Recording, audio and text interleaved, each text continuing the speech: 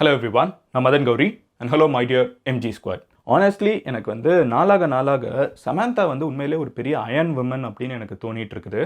எங்கே என்ன பிரச்சனை நடந்தாலும் சம்மந்தமே இல்லாமல் அவங்க பேரை இழுத்து விட்டு என்னெல்லாமோ பேசிட்டு இருக்காங்க. இப்போ ரீசெண்டாக மொத்த தெலுங்கு ஃபிலிம் இண்டஸ்ட்ரியே ஜூனியர் என்டிஆர் இருக்காங்களா, அவங்க சிரஞ்சீவி, நானி, நேம் whoever you want, எல்லாருமே ஒரு விஷயத்தை, அல்லு அர்ஜுன் எல்லாருமே ஒரு விஷயத்தை, ஒரு மினிஸ்டர் எதிர்த்து நாங்கள் ஒன்னா நிற்கிறோம் அப்படின்னு சொல்றாங்க. யோசிச்சு பாருங்க, ஒரு ஸ்டேட்ல இருக்கக்கூடிய ஃபிலிம் இண்டஸ்ட்ரி, அதில் இருக்கக்கூடிய மிகப்பெரிய ஆக்டர்ஸ் எல்லாரும் ஒன்னா சேர்ந்து எங்களோட ஆக்ட்ரஸை பத்தி நீங்க எப்படி பேசலாம், உங்களுக்கு எதிராக நாங்கள் மொத்தமா ஒன்னா நிற்கிறோம் அப்படின்னு சொல்லிட்டு மொத்த தெலுங்கு ஃபிலிம் இண்டஸ்ட்ரியும் இன்னைக்கு ஒன்னா நின்றுட்டு இருக்காங்க against one minister who is கொண்டா சுரேகா அப்படின்னு சொல்லப்படக்கூடிய இன்னைக்கு தெலுங்கானாவில் ஆட்சி செஞ்சிட்டு இருக்கிற ஒரு கவர்மெண்ட்ல இருக்கிற ஃபாரஸ்ட் மினிஸ்டர். ஓகேவா, அவங்க போற போக்குல ரொம்ப கேவலமான ஒரு விஷயத்த சொல்லிட்டு போயிருக்காங்க.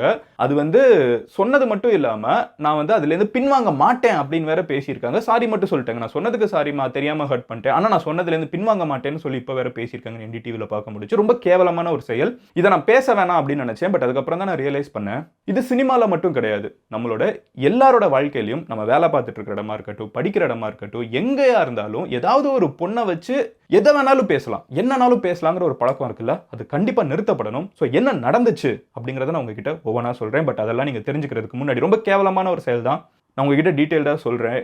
இட் இஸ் அஃப்கோர்ஸ் நம்மளையுமே நிறைய இடங்கள்ல ஒரு ஆக்ட்ரஸ்னா இப்படி தானே இருப்பாங்க, ஒரு ஆஃபீஸில் வேலை பார்க்குற ஏதாவது ஒரு பொண்ணு சக்ஸஸ்ஃபுல்லாக இருந்தால் அவங்க இப்படி இருப்பாங்கன்னு சொல்கிறதா இருக்கட்டும், படிக்கிற இடத்துல ஒருத்தங்க நல்லா படிச்சாங்கன்னா இப்படி, அந்த மாதிரி ஒருத்தங்க மெரிட்டோரியஸாக ஒருத்தங்க வாழ்க்கையில் முன்னேறினாங்கன்னா அவங்கள உடனே இதான் இந்த பையன் கிட்ட போனாங்க, அந்த பையன் கிட்ட போனாங்கன்னு சொல்லி பேசுகிற ஒரு விஷயம் இருக்குல்ல, அது ரொம்ப கேவலமான செயல். டீட்டெயில்டாக பேசுவோம். பட் அதுக்கு முன்னாடி இந்த மாதிரி சொசைட்டியில் நடக்கிற எல்லா விஷயத்தையும் நீங்கள் டெய்லி தெரிஞ்சுக்கணும்னு நினச்சிங்கன்னா இந்த சேனலை சப்ஸ்கிரைப் பண்ணுங்கள். அப்போனா தான் இது எல்லாத்தையும் என்னால் டெய்லி உங்ககிட்ட 10 நிமிஷத்தில் சிம்பிளாக சேர்க்க முடியும். எனிவே இப்போ என்ன நினச்சுங்கிறத முதல்ல இருந்து சொல்ல ஆரம்பிக்கிறேன். தெலுங்கானாவோட இப்போ ஆட்சி செஞ்சுட்டு இருக்கிற கவர்மெண்ட் யாருன்னு பார்த்தீங்கன்னா காங்கிரஸ் கவர்மெண்ட். அண்ட் இதுக்கு முன்னாடி பிஆர்எஸ் அப்படிங்கிற ஒரு கவர்மெண்ட் இருந்தாங்க. அந்த கவர்மெண்ட்ல கேடி ராமாராவ் அப்படிங்கிற ஒருத்தர் மினிஸ்டராக இருந்தார். இவர் சீஃப் மினிஸ்டரோட பையனாகவும் இருந்தார். ஸோ பேசிக்காக அந்த கவர்மெண்ட் இருந்தப்போ ரொம்ப பவர்ஃபுல்லான ஒரு பர்சனாக அங்கே பார்க்கப்பட்ட ஒரு நபர் தான் கேடி ராமாராவ் அப்படிங்கிறவர். இந்த கேடிஆர் அப்படின்னு சொல்லப்படக்கூடிய ஒரு சிம்பிளாக கேடிஆர்னு சொல்லுவாங்க. இந்த கேடிஆருங்கிறது சீஃப் மினிஸ்டரோட பையன் அண்ட் ஆட்சியில் இருந்த மினிஸ்டர் வேற. இவர் ஐடிக்கெல்லாம் மினிஸ்டராக இருந்தார். ஸோ இவர் ரீசெண்டாக இப்போ அவங்க அப்போசிஷனில் இருக்காங்க, இப்போ அவங்க காங்கிரஸ் கவர்மெண்ட் ஆட்சியில் இருக்காங்க. ஸோ என்ன நடக்குதுன்னு பார்த்தீங்கன்னா, இந்த காங்கிரஸ் கவர்மெண்ட்டில் கொண்டா சுரேகா அப்படிங்கிற ஒரு மினிஸ்டர் இருக்காங்க. இந்த கொண்டா சுரேகாங்கிற மினிஸ்டர் ரீசெண்ட் டைமில் ஆன்லைனில் பயங்கரமாக கலாய்ச்சிட்டு இருந்தாங்க. அந்த கொண்டா சுரேகாங்கிறவங்க ப்ரெஸ் மீட்டில் என்ன சொல்கிறாங்கன்னா, இதெல்லாம் பண்ணுறது யாருன்னு எனக்கு தெரியும், இந்த பிஆர்எஸ் கட்சியை சார்ந்த கேடிஆர் தானே, அவர் ரொம்ப யோக்கியமா, அவர் யாருன்னு தெரியுமா, அவர் ஒரு மிகப்பெரிய போதைக்கு அடிமையான ஒரு ஆள். இவர் எந்த அளவுக்கு போதைக்கு அடிமையாயிட்டாருன்னா, அடிமையானதுக்கப்புறம் இந்த சினிமாவில் செலிபிரிட்டிஸ்லாம் இருப்பாங்கல்ல, அவங்களெல்லாம் ஹைதராபாத்தில் பெரிய பெரிய ஹோட்டல்ஸ் புக் பண்ணி பார்ட்டிக்கு கூப்பிடுவார், அவங்களையும் போதைக்கு அடிமையாக்கிடுவார். போதைக்கு அடிமையாக்கிட்டு அவங்கள இவர் நல்லா அவங்கள கூப்பிடுவார். இதுக்காக நான் எல்லாத்தையும் கூட டீட்டெயிலாக சொல்ல முடியல, பட் உங்களுக்கே புரியும்னு நினைக்கிறேன். அவர் கூப்பிடுவார், அவருக்கு தேவை மாதிரி அவர் யூஸ் பண்ணிப்பார்.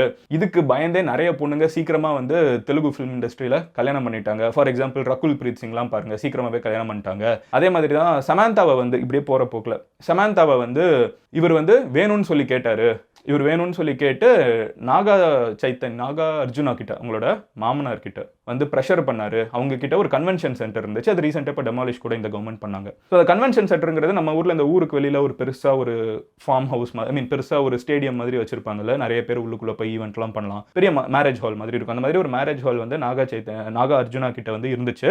அந்த இருந்த கன்வென்ஷன் ஹால் ஒழுங்கான இடத்துல இல்லை, அதை இடிக்கணும்னு சொல்லி ஒரு இஷ்யூ ரொம்ப நாளாக போயிட்டு இருந்துச்சு. அதை ஒருவேளை தடுக்கணும்னால் இவர் தான் சீஃப் மினிஸ்டரோட பையனாச்சு, நீங்க சமந்தாவை எனக்கு அனுப்பிச்சு வைங்க அப்படின்னு சொல்லி கேட்டாரு. இவர் கேட்டதுக்கு சமந்தா முடியாது, இதுக்கெல்லாம் நான் ஒத்துழைக்க மாட்டேன் அப்படின்னு சொன்னதுனால அவங்களுக்குள்ள டிவோர்ஸே ஆயிடுச்சு. இதுதான் 100% அவங்களோட டிவோர்ஸ்க்கு காரணம் இந்த கேடிஆர் தான். இவர் இந்த அளவுக்கு அங்கே இருக்கக்கூடிய இண்டஸ்ட்ரியில் இருக்கிறவங்க எல்லாருக்கும் தொல்லை பண்ணிட்டு இருந்தாரு. இவர் போதைக்கு அடிமையான ஒரு ஆள், பெண்களுக்கு அதிகமாக தொல்லை கொடுத்துட்டு இருந்தாரு, இப்படி ஃபோர்ஸ் பண்ணி எல்லாம் பண்ணிட்டு இருந்தாருங்கிற ஒரு விஷயத்த இவங்க ரொம்ப பப்ளிக்காக இப்படி பண்ணிருக்காரு அப்படின்னு ஒரு அலிகேஷன். இதுக்கு எதுக்குமே ப்ரூஃப் கிடையாது. ஓகேவா, இது எல்லாமே அவங்க அலிகேஷனாக வைக்கிறாங்க. அலிகேஷனாக வைக்கிறப்போ இவங்கள ஒரு மினிஸ்டரோட ஐடி விங் ட்ரால் பண்ணிடுச்சான், பதிலுக்கு இவங்க மினிஸ்டரை தாக்குறாங்க ப்ரெஸ் மீட்டில். ஆனால் போகிற போக்கில் சமந்தா, ரகுல் பிரீத், நாகா அர்ஜுனான்னு சொல்லிட்டு எல்லாரோட பேரையும் இழுத்துட்டு போய் இதெல்லாம் நடந்துருச்சு, இப்போ நீங்கள் அவங்கள போய் கேள்வி கேட்பீங்களா, அவர் எவ்வளோ கேவலமானவர் தெரியுமான்னு பேசிக்காக அவரை தாக்க போய் சுற்றி இருக்கிற எல்லாத்தையுமே அவங்களோட கேரக்டர் அசாசினேட் பண்ணி என்னெல்லாமோ பண்ணிவிட்டு, சமந்தாவை மட்டும் கிடையாது, ரகுல் பிரீத்தை, நாகா அர்ஜுனாவை, நாகா சைத்தன்யாவை, எல்லாரோட கேரக்டரை அசாசினேட் பண்ணிட்டு போயிட்டாங்க. என்ன எல்லாருக்குமே சினிமாக்காரங்கன்னா என்னன்னாலும் பண்ணுவாங்கங்கிற ஒரு தாட்டில் சொசைட்டி அக்செப்ட் பண்ணுவாங்கன்னு ஒரு கேவலமான எண்ணத்தில் இவங்க இதை பேசியிருக்காங்க. ஆனால் சொசைட்டி அக்செப்ட் பண்ணலை. பிகாஸ் மொத்த இண்டஸ்ட்ரியும் இவங்க இதை பேசின உடனே ஒன்றா சேர்ந்து நின்றுச்சு.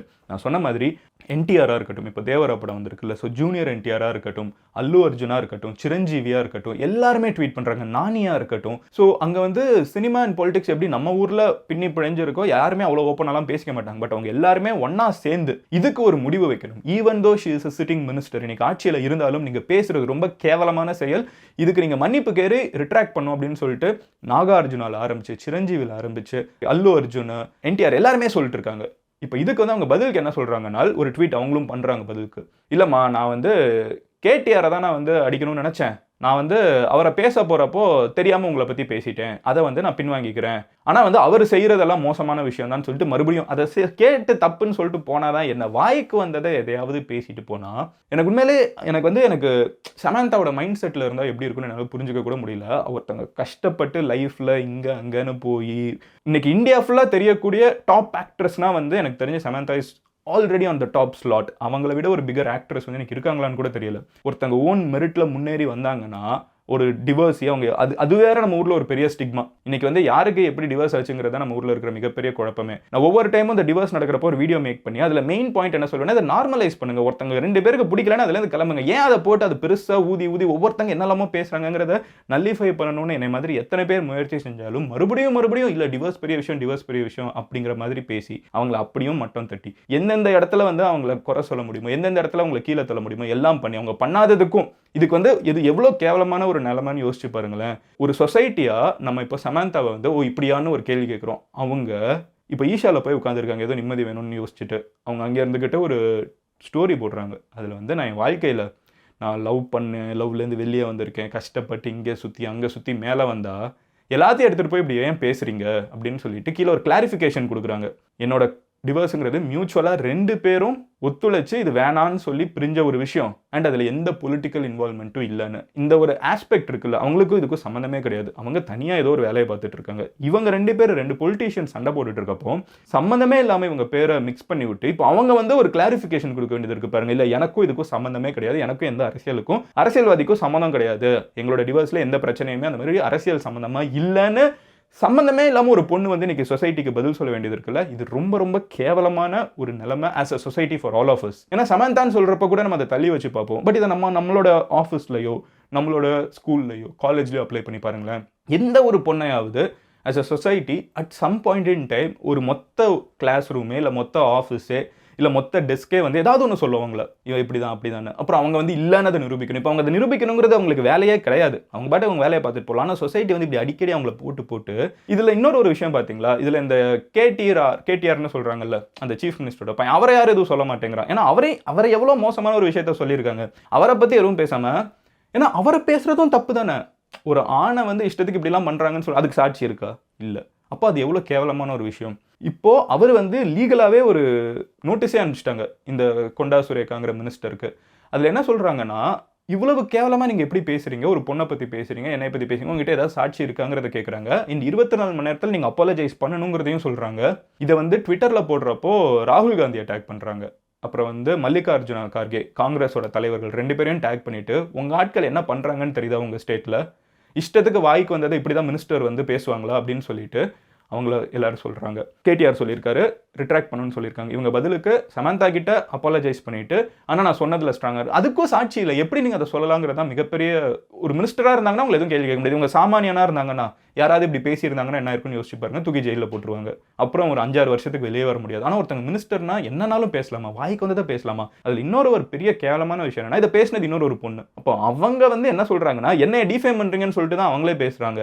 அவங்கள அது ஒரு பெரிய கதை, அதுக்குள்ளே நான் போக விரும்பலை. பட் அவங்கள வந்து என்னைய வந்து தப்பாக பேசுகிறீங்கன்னு சொல்லிட்டு இவங்க தப்பாக பேசுகிறாங்கன்னு சொல்கிற ஐடிவிக்கோட தலைவரை தாக்குறாங்க. ஓகேவா? அப்போது இவங்க ஒரு பொண்ணு, இவங்களுக்கே தெரியும் அந்த வலி எப்படி இருக்குன்னு, இவங்களே இன்னொரு பொண்ணுக்கு அதை போகிற போக்கில் பண்ணாங்கன்னா அது எவ்வளோ கேவலமான ஒரு செயல். As a society we have to change. இதிலேருந்து நான் ஒரு மிகப்பெரிய டேக்அவேவாக எடுத்துக்கிறது, நம்ம எல்லாரோட ஸ்கூல்லையும் ஆஃபீஸ்லையும் காலேஜஸ்லையும் நம்மளோட சொசைட்டிலையும் நம்ம இருக்கிற அப்பார்ட்மெண்ட்ஸ்லையும் கண்டிப்பாக யாராவது ஒருத்தங்களை பற்றி எந்த ஒரு சாட்சியும் இல்லாமல் முழுக்க அசம்ஷனை மட்டும் வச்சுக்கிட்டு யாரோட கேரக்டரையாவது நம்ம எல்லாருமே மனசுக்குள்ளே அசாசினேட் பண்ணிட்டு தான் இருக்கோம். தயவு செஞ்சு அதை நம்ம 100% இன்னையிலேருந்து நிறுத்திப்போம் அப்படின்னு சொல்லிட்டு ஒரு ப்ராமிஸ் எடுத்துப்போம். இந்த வீடியோவை எஸ்பெஷலி உங்களோட ஃபேமிலி குரூப்ஸில், உங்களோட காலேஜ் குரூப்ஸில், உங்களோட ஸ்கூல் குரூப்ஸில் ஷேர் பண்ணுங்கள். This is a message for the society. நாளைக்கு உங்களை இன்னொரு வீடியோவில் பார்க்குறேன் at 9 o'clock. Love you all. Take care. Bye. Cheers MGs.